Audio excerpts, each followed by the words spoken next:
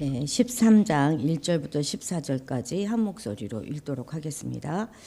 여호수아가 나이가 많아 늙음에 여호와께서 그에게 이르시되 너는 나이가 많아 늙었고 얻을 땅이 매우 많이 남아있도다. 이 남은 땅은 이러하니 블레셋 사람의 모든 지역과 구슬 족속의 모든 지역 곧 애굽 앞 시올 시내에서부터 가나안 사람에게 속한 북쪽 에그론 경계까지와 블레셋 사람의 5 통치자들의 땅 곧 가사 족속과 아스돗 족속과 아스글론 족속과 가드 족속과 에그론 족속과 또 남쪽 아위 족속의 땅과 또 가나안 족속의 모든 땅과 시돈 사람에게 속한 무아리와 아모리 족속의 경계 아베까지와 또 그발 족속의 땅과 해 뜨는 곳에 온 레바논 곧 헤르몬 산 아래 바알갓에서부터 하맛에 들어가는 곳에까지와 또 레바논에서부터 미스르봇 마임까지 산지의 모든 주민 곧 모든 시돈 사람의 땅이라. 내가 그들을 이스라엘 자손 앞에서 쫓아내리니 너는 내가 명령한 대로 그 땅을 이스라엘에게 분배하여 기업이 되게 하되 너는 이 땅을 9지파 므낫세 반지파에게 나누어 기업이 되게 하라 하셨더라. 므낫세 반지파와 함께 루벤 족속과 갓 족속은 요단 저편 동쪽에서 그들의 기업을 모세에게 받았는데 여호와의 종 모세가 그들에게 준 것이 이러하니 곧 아르논 골짜기 가에 있는 아로엘에서부터 골짜기 가운데에 있는 성읍과 디본까지 이르는 메드바 온 평지와 헤스본에서 다스리던 아모리 족속의 왕 시온의 모든 성읍 곧 암몬 자손의 경계까지와 길르앗과 및 그슬 족속과 마아가 족속의 지역과 온 헤르몬 산과 살르가까지 온 바산 곧 르바의 남은 족속으로서 아스다롯과 에드레이에서 다스리던 바산 왕 옥의 나라 온 나라와 모세가 이 땅의 사람들을 쳐서 쫓아냈어도 구슬 족속과 마아가 족속은 이스라엘 자손이 쫓아내지 아니하였으므로 구슬과 마아갓이 오늘까지 이스라엘 가운데서 거주하니라. 오직 레위 지파에게는 여호수아가 기업으로 준 것이 없었으니 이는 그에게 말씀하신 것과 같이 이스라엘의 하나님 여호와께 드리는 화제물이 그들의 기업이 되었음이더라. 아멘.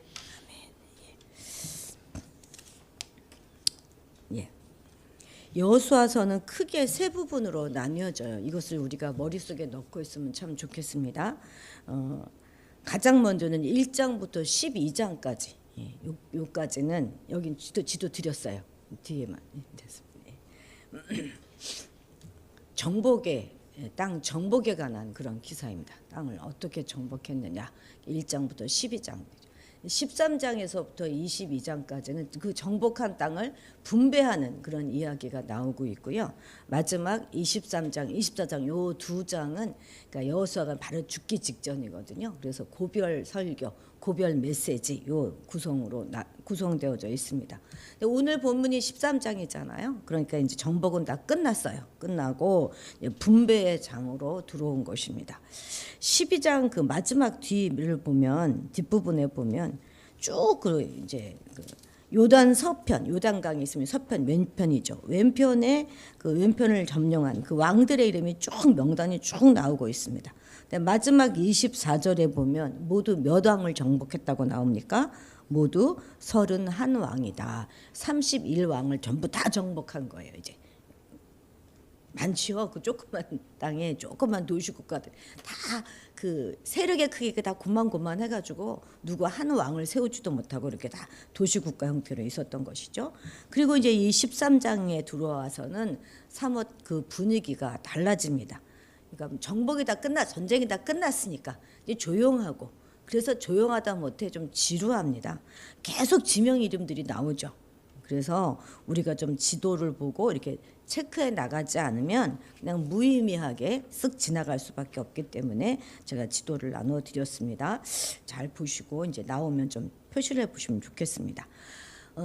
1장부터 12장까지의 땅 정복이 여호와의 명령에 의해서 시작된 것처럼 땅 분배 역시도 여호와의 명령으로 이루어지고 있습니다. 땅 정복에서는 그 앞에 그러니까 1장부터 12장에서는 막 전쟁을 하고 앞에 나가고 그래서는 강력하고 힘이 있는 만군의 여호와 하나님의 모습이 막 강조되었어요. 그런데 이제 이 땅 분배하는 이 과정 속에서는 가나안 땅의 주인이시고 그 땅의 권리를 가지고 계시는 창조주 하나님의 모습이 강조되어집니다. 만약 창조주가 아닌데 막 그냥 힘과 능력만 있다. 그러면 폭군이죠. 막 남의 걸 빼앗아서 이쪽에 주고 막 그런 게 아니라 이 기본적으로 가나안 땅은 그 소유권이 하나님께 있다는 거예요. 하나님의 땅이라는 것이죠. 그러니까 하나님이 마음에 원하시는 자에게 줄 수 있다는 것이죠. 그래서 이스라엘에게 있어서 땅 분배라고 하는 것은 땅의 주인 되시는 여호와 하나님께로부터 받은 약속 언약 백성들에게 그 약속의 땅을 기업으로 또 선물로 주셨다 하는 것을 의미하고 있는 것입니다. 그래서 그 지파들이 분배받은 그 기업은 하나님의 언약 백성이다 하는 것의 표준이 되는 것입니다. 그리고 땅 분배는 하나님의 앞에서 하나님에 의해서 아주 공평하게 이루어진 일인 것임을 보여주고 있습니다. 우리 1절 같이 읽겠습니다. 여호수아가 나이가 많아 늙음에 여호와께서 그에게 이르시되 너는 나이가 많아 늙었고 얻을 땅이 매우 많이 남아 있도다. 아멘. 이 당시가 여호수아가 몇 살이 되었는지는 정확하지 않아요. 그런데 14장 10절에 보면 갈렙이 자기 나이를 85세다 이렇게 소개하는 장면이 있거든요.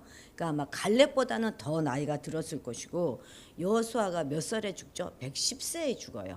그러니까 그거보다는 적을 테니까 학자들은 대부분 이때 한 100살은 좀 넘지 않았을까 이렇게 생각합니다. 얼마나 이 나이까지 아주 고단하게 살아왔겠습니까? 끊임없이 전쟁을 하며 여기까지 왔지 않습니까? 여호수아가 나이가 많아 늙음에 요 한마디가 그가 얼마나 충성된 삶을 계속해서 살아왔는가 하는 것을 짐작해 해줍니다. 그렇게 열심히 달려왔는데 그런데 아직 그의 사명 완수가 다 안 되었다는 거 아니겠습니까? 얻을 땅이 많이 남아 있도다. 그런데 이 말은 11장 23절의 말씀과는 좀 상충된 것처럼 보입니다. 11장 23절 한번 보시고 성경 좀 쳐보세요. 11장 23절 시작 같이 읽습니다. 시작. 이와 같이 여호수아가 여호와께서 모세에게 말씀하신 대로 그 온 땅을 점령하여 이스라엘 지파의 구분에 따라 기업으로 주매 그 땅에 전쟁이 그쳤더라. 온 땅을 다 점령했다 이렇게 이야기하고 있는데 아직도 얻을 땅이 남았다 이렇게 얘기하고 있지 않습니까? 근데 이것은 모순된 것이 아니라 지금 두 곳이 어느 곳에 강조점을 두고 있는가의 차이입니다. 11장은 약속의 성취 거기에 강조점을 둔 표현이라면 13장은 아직 다 정복되지 않고 남아있는 그런 과업을 강조하고자 하는 표현이니까 서로 강조점이 다른 것뿐이죠. 그리고 또한 이스라엘 백성들이 가나안 땅의 아주 중요한 거점들은 다 정복한 거예요. 우리나라로 말하면 뭐 광주, 대전, 부산, 뭐 청주 이렇게 중요한 큰 도시는 다 정복을 했다는 거기 때문에 상징적인 의미로는 다 정복을 한 것이죠. 그런데 여기 13장 1절에서는 실제로 아직 정복되지 않고 남아있는 지역들을 지금 언급하고 있는 것입니다. 그러니까 어떤 의미에서 말하면 가나안 그 정복은 이미 다 이루어졌지만 아직 완성된 것은 아니다 이렇게 얘기하는 거죠. 우리의 구원도 그렇지 않습니까? 이미 다 이루어졌지만 아직 완성된 것은 아니다 하는 것과 똑같은 의미인 것입니다. 땅 정복의 사명은 여호수아가 받았지만 이제 다 완성하지 못했는데 그만 늙었어요. 그런데 이것은 실패를 의미하는 것이 아닙니다. 이것은 바로 한계를 지닌 우리 인간의 순리인 거예요. 우리는 여기까지밖에 할 수 없습니다. 이제 한 지도자는 가고 뒤를 이어 다른 지도자가 그 사명을 이어가는 것이죠. 그런데 이렇게 유한한 인생을 통하여서 이루어가는 하나님의 약속이지만 그 약속이 유한한 인생을 뛰어넘어서 영원할 수 있는 이유는 무엇입니까? 그것은 바로 우리 하나님이 어제나 오늘이나 동일하신 영원한 하나님이시기 때문에 가능한 것입니다. 그리고 또한 이렇게 조금씩 조금씩 정복해 나가는 거, 이것이 바로 하나님의 원래의 뜻이었어요. 출애굽기 23장 29절 30절 화면에 준비되어 있습니다. 같이 읽도록 하겠습니다. 출애굽기 네, 안 하셨대네요. 자, 우리 출애굽기 찾아봅시다. 출애굽기 23장 29절에서 30절. 찾으셨죠? 읽겠습니다. 그러나 그 땅이 황폐하게 되므로 들짐승이 번성하여 너희를 해할까 하여 1년 안에는 그들을 내 앞에서 쫓아내지 아니하고 내가 번성하여 그 땅을 기업으로 얻을 때까지 내가 그들을 내 앞에서 조금씩 쫓아내리라. 그러니까 이것조차도 하나님의 다 계획이었다 하는 것을 알 수 있습니다. 자, 이제 13장 다시 2절부터 쭉 그 아래 6절까지는 이제 아직 정복하지 않은 땅의 이름을 쭉 정리하고 있는데요. 한번 지도를 보시면서 표시해 보시기 바랍니다. 제가 읽겠습니다. 이 남은 땅은 이러하니 블레셋 사람의 모든 지역과 구슬 족속의 모든 지역, 그렇죠? 그래서 곧 애굽 앞 시올 시내에서부터 가나안 사람에게 속한 북쪽 에그론 경계까지. 에그론도 이제 이게 블레셋의 한 지역인데 블레셋 사람의 5 통치자들의 땅 가사 한번 찾아보세요. 어디 있냐면 그 왼쪽에 유다 쪽에 있는 그쪽에, 그죠? 지중해 그죠? 옆에 어딘지 아시죠? 아시겠죠? 거기에 보면 나옵니다. 가사 찾아보셨어요?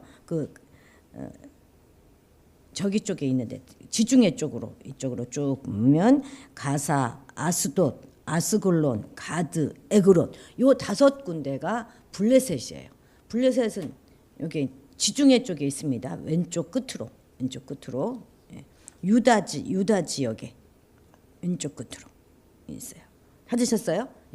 이 블레셋이 평생에 이스라엘과 숙적이 되지 않습니까? 요 지역에 아직 다 남아 있는 지역들입니다.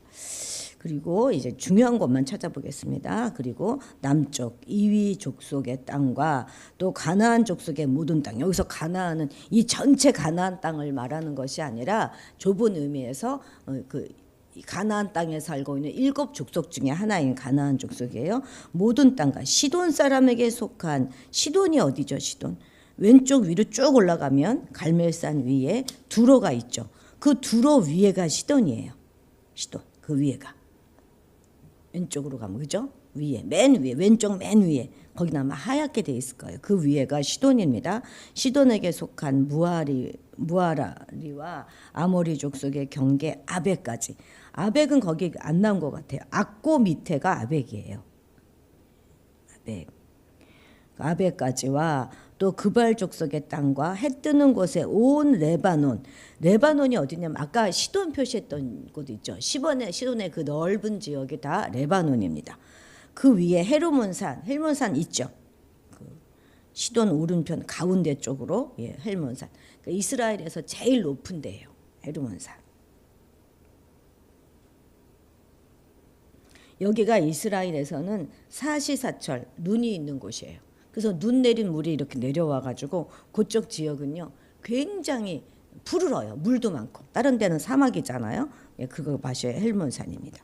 자, 헬몬산 아래 바알갓에서부터 하맛에 들어간, 하맛은 더 위쪽 있는 곳이니까 여기는 지도에는 안 나와 있고, 또 레바논에서부터 미스르봇 마임까지 산지의 모든 주민 곧 모든 시돈 사람의 땅이라. 내가 그들을 이스라엘 자손 앞에서 쫓아내리니 너는 내가 명령한 대로 그 땅을 이스라엘에게 분배하여 기업이 되게 하라. 이렇게 말씀하셨는데요. 이것을 정리해 보면 이와 같습니다. 지도 좀 보여주세요. PPT. 제가 정리해서 보여드릴게요. 자, 이렇게 됩니다. 이쪽 1번이라고 되어 있는 저쪽이 이제 이집트 동쪽하고, 이쪽 그래서 북쪽 에그론까지. 그리고 2번이 블레셋 모든 쪽, 저 3번 여기 핑크색으로 되어 있는 그쪽이 정복하지 못한 땅, 이렇게 되는 것입니다. 좀 정리가 되시죠? 이제 한 번으로 정리되어져 있는 것입니다. 자, 이제 6절 하반절에서부터 7절까지 같이 읽겠습니다. 하반절. 자, 내가 거기서부터 읽겠습니다. 시작. 내가 그들을 이스라엘 자손 앞에서 쫓아내리니 너는 내가 명령한 대로 그 땅을 이스라엘에게 분배하여 기업이 되게 하되 너는 이 땅을 9지파와 므낫세 반지파에게 나누어 기업이 되게 하라 하셨더라. 아멘. 이렇게 미정복 지역을 쭉 열거하신 후에 하나님께서는 여호수아에게 땅 분배를 명령하세요. 그럼 다 아직 정복이 안 됐잖아요, 그죠? 예. 지금껏 여호수아가 가나안의 거점 도시들을 다 정복했지만 아직 가나안의 잔존 세력들은 다 진멸되거나 쫓겨난 것이 아니란 말이에요. 여전히 가나안 족속이 거기 살고 있음에도 불구하고 하나님께서는 여호수아에게 땅 분배 작업을 진행하라 이렇게 말씀하십니다. 이것은 하나님이 남은 모든 땅을 다 정복하실 것이다 하는 것을 믿어야 우리가 할 수 있는 일이죠. 비록 아직 정복은 다 된 지역은 아니지만 그 땅도 하나님께서 허락하실 것이다 하는 약속의 말씀을 주시는 것이죠. 가나안 땅에 들어왔지만 아직 차지할 땅이 남아 있어요. 그러니까 아직 싸움은 끝난 것이 아니죠.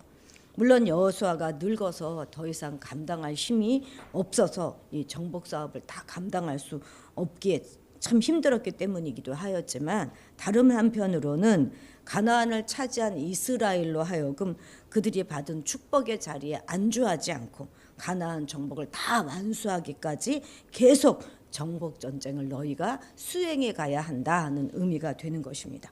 그래서 각 지파는 이제 더욱더 적극적으로 정복 사업을 수행해 나가야 하는 것이죠. 이제까지는 어떻게 했습니까? 그저 여호수아의 인도에 따라서 여호수아의 말만 들으면 되었지만 이제는 각 지파가 스스로 하나님을 의지하여서 남은 땅을 정복해 나가야 하는 것이기 때문입니다.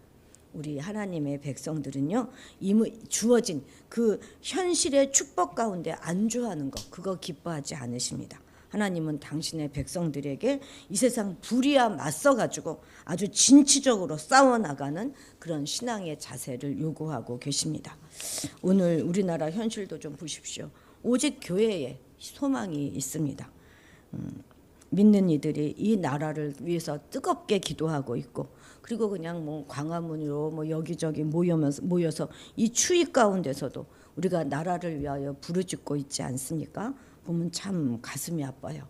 어쩌다 우리나라가 이 지경까지 됐는가 하는 생각도 들고, 근데 어찌되었건 우리 교회는, 우리 기독교는 포괄적 차별금지법을 수용하고자 하는, 추진하고 하는 자들과는 절대 그들에게는 우리나라를 이끌어 가도록 맡길 수가 없는 것입니다. 세상 사람들은 이 문제에 대해 관심도 없어요.